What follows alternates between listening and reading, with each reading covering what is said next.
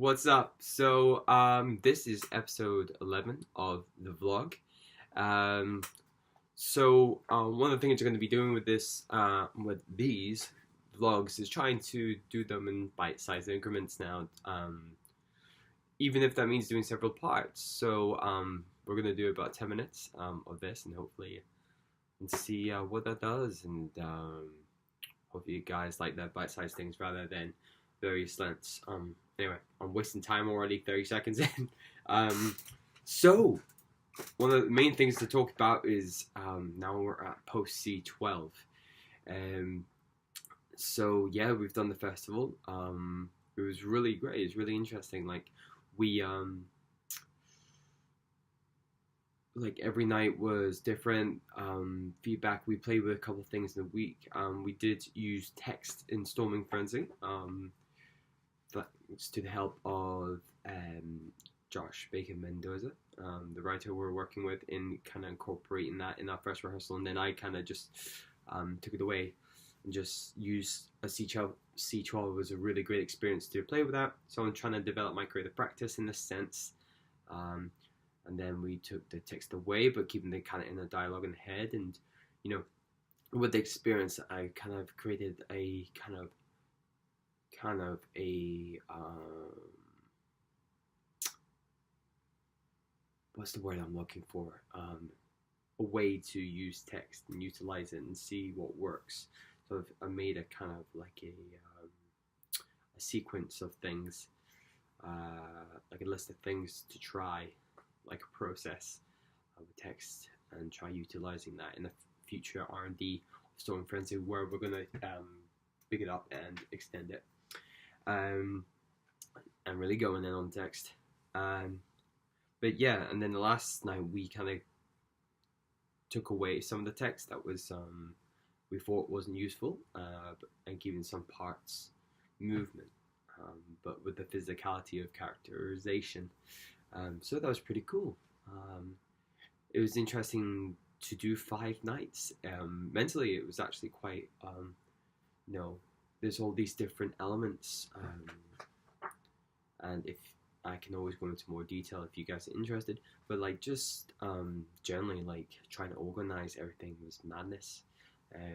Well, I say madness, it wasn't that bad, but it got your brain working, and I would come back from a night of the show and my mind would be like, oh, thinking of this, thinking that, oh my god, that'd be cool. And it's not necessarily bad thoughts, but it's just, oh, that worked and that didn't.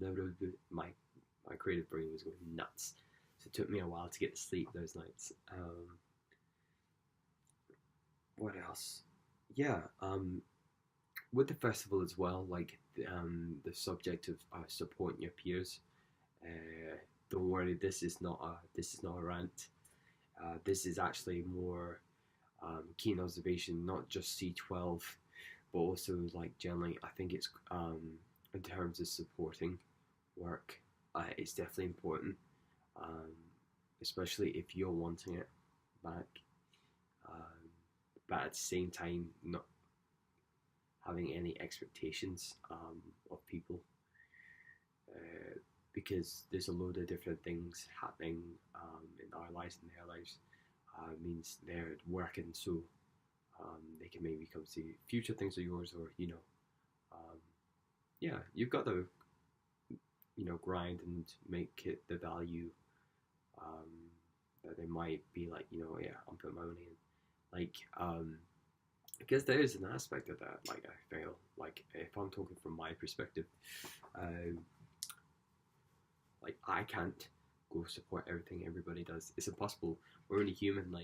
And even in that sense, we try and better ourselves as human beings as well. But I think understanding your limitations, but then once you understand it, how can I take it further? I think yeah, there's a self-awareness thing in there, which I'm always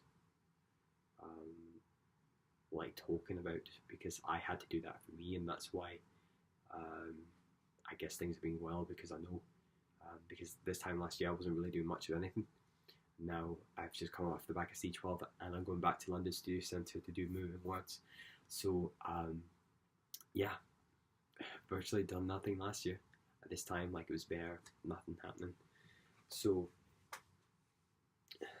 yeah, but no, going back on to this idea of supporting, I think it's yeah, just do the kind of crack on with the work. Do it like you would a business. Like obviously try and do the marketing thing, try and invite people, all that sort of thing. Go see people when you can. And I guess the overall message or the overall observation of mine, more to the point, is just do your thing, man. Don't get too deep on it. Don't get so tied up. Don't like I don't get sad. I mean, I'm a little sad when some friends can't make it or anything like that. But they're trying to make sure they're good first, and I totally understand and I totally agree with that. I would do the same. You need to make sure you're good financially, that you're taking care of yourself, because if you don't take care of yourself, how can you go support and take care of other people? In this case, we're talking about our artistry and helping each other get along in the industry.